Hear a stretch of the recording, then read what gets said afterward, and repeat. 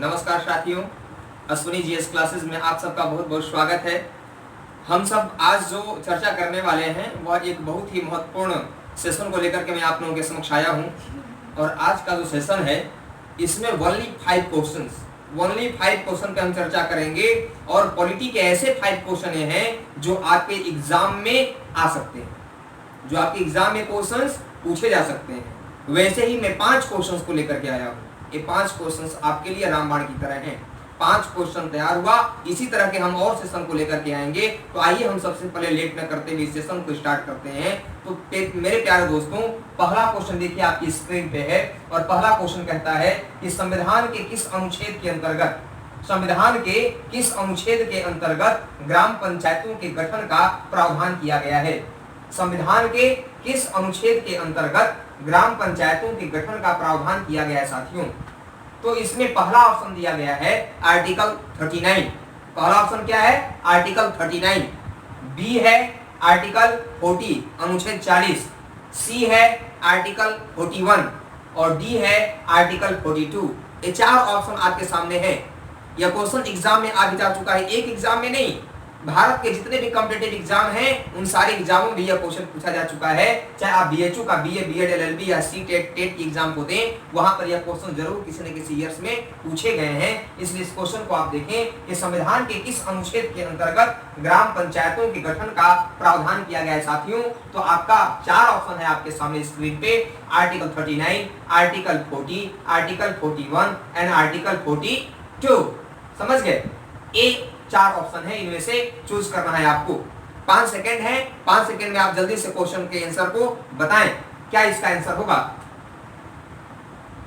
1 2 3 4 5।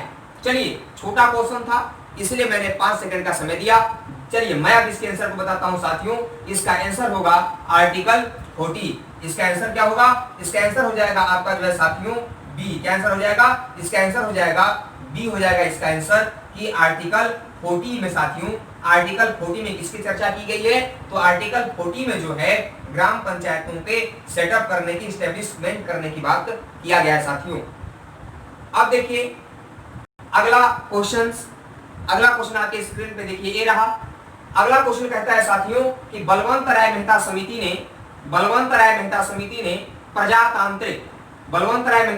ने प्रजातांत्रिक विकेंद्रीकरण स्कीम कब प्रस्तुत किया था? मतलब बलवंत राय मेहता समिति ने अपना जो प्रजातांत्रिक विकेंद्रीकरण मतलब डेमोक्रेटिक डिसेंट्रलाइजेशन, बलवंत राय मेहता कमेटी ने डेमोक्रेटिक डिसेंट्रलाइजेशन का कॉन्सेप्ट कब प्रस्तुत किया था? कब उन्होंने स्कीम लाया था अपना, किस सन में? तो डेट दिया गया है साथियों 1955, 1956, 1957 एंड 1959। 4 ऑप्शन है। और यहाँ पर आप देख रहे हो 1955, 1956, 1957, 1958 और 1959। ये 4 ऑप्शन है। 4 ऑप्शन में से एक ऑप्शन को चूज करना है। यह क्वेश्चन एग्जाम में आ चुका है और यह क्वेश्चन आपके एग्जाम में यदि नहीं आया है जिसके एग्जाम में, अगर तो वो भी एग्जाम में आ सकता है या फिर रिपीट भी क्वेश्चन हो सकते हैं। बीएचयू एग्जाम में कई सारे क्वेश्चंस हैं जो रिपीट होते हैं हमेशा, है ना। 20-30% जो क्वेश्चन का एवरेज रहता है वो रिपीट होते हैं साथियों। इस क्वेश्चन को जरूर याद करना और इसे नोट कर लेना कि बलवंत राय मेहता समिति ने प्रजातांत्रिक विकेंद्रीकरण स्कीम कब सेटअप किया था, कब प्रस्तुत किया था साथियों। तो इसमें 4 ऑप्शन जो है, इसमें आपके पास 5 सेकेंड का समय है। जल्दी से आप लोग आंसर बताएं। 1 2 3 4 5। चलिए मैं अब इसके आंसर को बताता हूं। इसका आंसर होगा साथियों, इसका आंसर होगा आपका जो है वो क्या होगा? सी इसका आंसर हो जाएगा। सी इसका आंसर हो जाएगा 1957। क्योंकि बलवंत राय मेहता समिति ने 1957 में, किस समय? बलवंत राय मेहता समिति ने 1957 में जो है प्रजातांत्रिक विकेंद्रीकरण से संबंधित अपनी स्कीम को प्रस्तुत किया था साथियों। समझ गए? अब यहाँ पर कुछ व्याख्या कर दूं मैं, क्योंकि अश्विनी जीएस क्लासेस का विशेषता है कि जो भी प्रैक्टिस सेट में क्वेश्चन हम देते हैं उस क्वेश्चन के केवल क्वेश्चन के आंसर को ही नहीं बताते, उसका आंसर ऐसा क्यों है या उस क्वेश्चन से रिलेटेड यदि और क्वेश्चंस एग्जाम में आ सकते हैं तो उसकी भी हम चर्चा करते हैं। इसलिए कुछ और क्वेश्चन की चर्चा करें साथियों, तो ग्राम पंचायत से संबंधित या पंचायती राज से संबंधित और समितियां हैं, जो कुछ और कौन सी समितियां हैं जो एग्जाम के पॉइंट ऑफ व्यू से बहुत महत्वपूर्ण है, उसकी भी चर्चा मैं आपसे कर दूं। साथियों, बलवंत राय मेहता कमेटी ने अपना स्कीम 1957 में पेश किया था साथियों। उसके बाद एक समिति का नाम था अशोक मेहता समिति। क्या नाम था? अशोक मेहता समिति थी साथियों। अशोक मेहता समिति का गठन कब हुआ था? अशोक मेहता समिति का गठन जो हुआ था वह 1977 में हुआ था साथियों। कब हुआ था? 1977 में हुआ था अशोक मेहता समिति का गठन। इसके बाद अशोक मेहता समिति ने क्या कहा था? अशोक मेहता समिति ने अपने रिकमेंडेशन में कहा था इसने कि जो 3 स्तर की सरकारें हैं, जो बलवंत राय मेहता कमेटी ने 3 टायर्स ऑफ गवर्नमेंट की बात किया था, त्रिस्तरीय शासन व्यवस्था की बात किसने एक्सेप्ट किया था साथियों? तो त्रिस्तरीय शासन व्यवस्था की बात आपकी जो है बलवंत राय मेहता समिति ने 1957 में अपने रिपोर्ट में प्रस्तुत किया था। और उसी के तर्ज पर पंचायती राज व्यवस्था में 3 स्तरीय शासन व्यवस्था को लागू कर दिया गया साथियों। गांव में ग्राम पंचायत, क्षेत्र या ब्लॉक स्तर पर क्षेत्र पंचायत समिति और जिला स्तर पर जिला परिषद, ये 3 स्तर पे लागू कर दिए गए साथियों। तो अशोक मेहता समिति ने कहा था कि जिस राज्य की जनसंख्या 20 लाख से कम है, वे राज्य यदि चाहें तो अपने मध्यवर्ती स्तर के सरकार को हटा सकते हैं। क्या कर सकते हैं? मध्यवर्ती स्तर के सरकार को चुनने या नहीं चुनने के लिए स्वतंत्र हैं, कोई बाध्यता उनके ऊपर नहीं है। इस बात को आप नोट कर लेंगे। अगला है आपका साथियों, अगला है साथियों जीबी के राव समिति। जीबी के राव समिति, जीबी के राव समिति का गठन कब हुआ था साथियों? जीबी के राव समिति का गठन कब हुआ था? तो जीबी के राव समिति का साथियों गठन जो हुआ था वह 1985 ईस्वी में हुआ था। और 1985 में जीबी के राव समिति का गठन साथियों कब हुआ था? तो जीबी के राव समिति का गठन 1985 में हुआ था साथियों। अशोक मेहता समिति का गठन कब हुआ था? अशोक मेहता समिति का गठन 1977 में हुआ था। बलवंत राय मेहता समिति का गठन 1957 में हुआ था। समझ गए? और जीबी के राव समिति का गठन जीबी के राव समिति का गठन कब हुआ था साथियों? तो 1985 में हुआ था। इसके बाद देखोगे एक और समिति है स्थानीय स्वशासन से संबंधित, जिसका नाम है साथियों एलएम सिंघवी समिति। एलएम सिंघवी समिति है साथियों, एलएम सिंघवी समिति। एलएम सिंघवी समिति का गठन कब हुआ था? तो 1986 में हुआ था साथियों। ये डेट को आप याद कर लोगे। चलो अगला क्वेश्चन आपके स्क्रीन पर देखो, यह है अगला क्वेश्चन। कहता है साथियों, अगला क्वेश्चन जो है यह कहता है, अगला क्वेश्चन क्या है? तो मंडल आयोग गठित किया गया था। मंडल आयोग गठित किया गया था। मंडल आयोग कब गठित किया गया था साथियों? तो मंडल आयोग कब गठित किया गया था, यह भी क्वेश्चन बहुत महत्वपूर्ण है। और देखो 4 ऑप्शन आपके सामने स्क्रीन पे दिए गए हैं। पहला ऑप्शन है 1953, दूसरा ऑप्शन है 1982, तीसरा ऑप्शन है 1980 और चौथा ऑप्शन है 1979। ये 4 ऑप्शन है आपके सामने स्क्रीन पे। तो आप देख रहे हो कि मंडल आयोग का गठन किया गया था। कब किया गया था? तो 1953 में, 1982 में, 1980 में और 1979 में, 1979 में। कब किया गया था साथियों? ये 4 ऑप्शन है। डेट है, जिनको पता होगा वो जल्दी से क्वेश्चन का आंसर दे देंगे, जिनको नहीं पता होगा वे क्वेश्चन का इंतजार कर रहे होंगे कि सर जल्दी से जल्दी क्वेश्चन का आंसर बताएं। तो मेरे प्यारे साथियों, इसका जो आंसर हो जाएगा, इसका आंसर हो जाएगा डी। क्या हो जाएगा? इसका आंसर हो जाएगा डी। मंडल कमीशन का जो गठन था साथियों वो 1979 में हुआ था। कब हुआ था? 1979 में हुआ था साथियों। कब हुआ था? 1979 में हुआ था। समझ गए? तो ये हो गया आपका आज का थर्ड प्रश्न हो गया। आइए हम सब चौथा क्वेश्चन की चर्चा करते हैं। चौथा क्वेश्चन आपके स्क्रीन पे देखिए, ये रहा। चौथा क्वेश्चन आपकी स्क्रीन पे देखिए रहा साथियों। चौथा क्वेश्चन कहता है धर्मनिरपेक्षता से तात्पर्य है। धर्मनिरपेक्षता से तात्पर्य है। तो धर्मनिरपेक्षता क्या होती है? सेकुलरिज्म क्या होता है? सेकुलर क्या होता है? धर्मनिरपेक्षता क्या होता है? उसकी बात की जा रही है।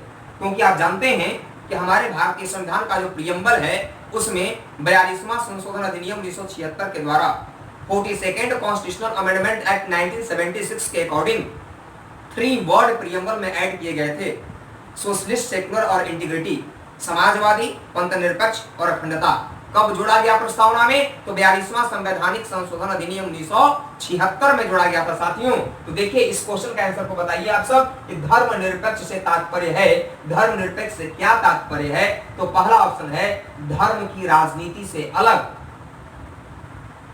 धर्म की राजनीति से अलग। दूसरा ऑप्शन है धार्मिक समता, धार्मिक समता, रिलीजियस इक्वलिटी। तीसरा ऑप्शन है धार्मिक स्वतंत्रता, रिलीजियस फ्रीडम। और डी ऑप्शन है कि राज्य का कोई धर्म नहीं, स्टेट का कोई रिलीजन नहीं है।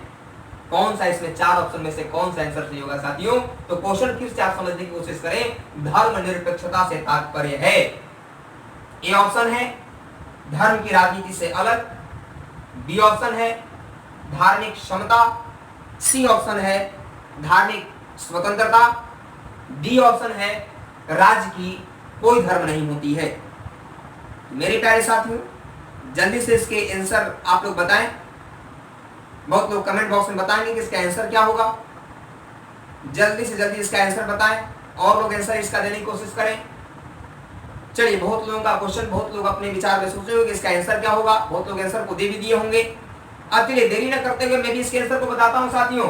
इसका आंसर हो जाएगा डी, कि धर्मनिरपेक्षता का क्या तात्पर्य है? तो धर्मनिरपेक्षता का, सेक्युलर का तात्पर्य होता है साथियों कि राज्य का कोई धर्म नहीं है। इसीलिए भारत को एक पंथ निरपेक्ष देश कहा गया है, पंथ निरपेक्ष राष्ट्र कहा गया है, पंथ निरपेक्ष राष्ट्र कहा गया है। बहुत सारे लोग हमारे यहाँ धर्मनिरपेक्ष समझते हैं, लेकिन धर्मनिरपेक्ष नहीं साथियों, पंथ निरपेक्ष प्रियम्बल में वर्ड ऐड किया गया है। समझ गए? तो ये आपके आज का चौथा क्वेश्चन कंप्लीट हो गया। ये चौथा प्रश्न भी बहुत महत्वपूर्ण था, इसलिए इसी तरह से हम बहुत ही महत्वपूर्ण क्वेश्चंस को लेकर के आपके सामने आते रहेंगे। तो चलिए आज का 5वां प्रश्न और अंतिम प्रश्न आपके स्क्रीन पे देखिए, ये रहा 5वां प्रश्न है साथियों कि ओम्बुड्समैन की संस्था सर्वप्रथम कहां स्थापित की गई थी? ओम्बुड्समैन की संस्था सर्वप्रथम कहां स्थापित की गई थी? ओम्बुड्समैन क्या होता है इसको भी समझना जरूरी है। ओम्बुड्समैन की संस्था सर्वप्रथम कहां स्थापित की गई थी साथियों? तो इसका ऑप्शन है पहला कि ऑस्ट्रेलिया में, दूसरा ऑप्शन है नॉर्वे में, तीसरा ऑप्शन है फिनलैंड में और चौथा ऑप्शन है स्वीडन में। ओम्बुड्समैन की संस्था सर्वप्रथम कहां स्थापित की गई थी? ये 4 ऑप्शन आपके सामने है। बहुत महत्वपूर्ण क्वेश्चन है, बीएचयू के एंट्रेंस में यह क्वेश्चन आ चुका है, पूछा जा चुका है। इसी के तर्ज पर मैं बता दूं, थोड़ा सा हिंट के लिए आप लोगों को चर्चा कर दूं। ओम्बुड्समैन के ही तर्ज पर भारत में लोकपाल और लोकायुक्त का गठन किया गया है। लोकपाल और लोकायुक्त का गठन किया गया है। केंद्र में लोकपाल और राज्य में लोकायुक्त होता है। केंद्र में लोकपाल और राज्यों में लोकायुक्त होता है साथियों। मतलब कुछ लोगों से मिलकर बना हुआ ऐसे समूह होता है या कुछ लोगों से मिलकर के बनता है यह संस्था, जिनको सरकार की गतिविधियों को जांच करने का अधिकार होता है साथियों। अन्ना हजारे का नाम याद होगा आप लोगों को। अन्ना हजारे ने जन लोकपाल बिल की मांग किया था, अर्थात लोकपाल बिल को और मजबूत करने की मांग इन्होंने सरकार के समक्ष बड़े स्तर पर रखा था। उसी आंदोलन से एक पार्टी उभर करके सामने आई जो आम आदमी पार्टी के नाम से जानी गई। अब तो इसका आंसर आप सब बताओ और सोचो कि ओम्बुड्समैन का मतलब क्या होता है साथियों। तो ओम्बुड्समैन की संस्था सर्वप्रथम कहां स्थापित की गई थी? 4 ऑप्शन आपके सामने है, Australia, Norway, Finland, Sweden. 4 option है साथियों। चलिए इसके आंसर को मैं बताता हूं लेट न करते हुए। इसका आंसर हो जाएगा साथियों डी, अर्थात स्वीडन में। कहा जाएगा साथियों? स्वीडन में सबसे पहले ओम्बुड्समैन नामक संस्था स्थापित किया गया था साथियों। कहां पर? स्वीडन में सबसे पहले ओम्बुड्समैन नाम का संस्था स्थापित किया गया था साथियों। तो ये आपके आज के 5 प्रश्न कंप्लीट हुए साथियों। तो आप ये जरूर बताइएगा कमेंट बॉक्स में कि पांचों प्रश्न आपको कैसे लगे। आप जिस एग्जाम की तैयारी कर रहे हो, जिस एग्जाम का प्रिपरेशन कर रहे हो, उसके पॉइंट ऑफ व्यू से यह क्वेश्चन कितने इंपॉर्टेंट थे साथियों। तो ये मेरा आइडिया है, मेरा विश्वास है कि यह क्वेश्चन आप एग्जाम में यदि नहीं आया तो आ सकता है आगामी एग्जामों में। तो आप लोग जरूर इसे नोट कर लेंगे साथियों, और इसी तरह से हम और वीडियो को लेकर के आएंगे जिससे कि आपका तैयारी, आपका प्रिपरेशन बहुत ही स्ट्रॉन्ग तरीके से हो सके साथियों। आप लोग वीडियो को लाइक, सब्सक्राइब, शेयर जरूर कीजिएगा और वीडियो को अंत तक जरूर देखिएगा साथियों। तो आज के लिए बस इतना ही। नमस्कार, जय हिंद।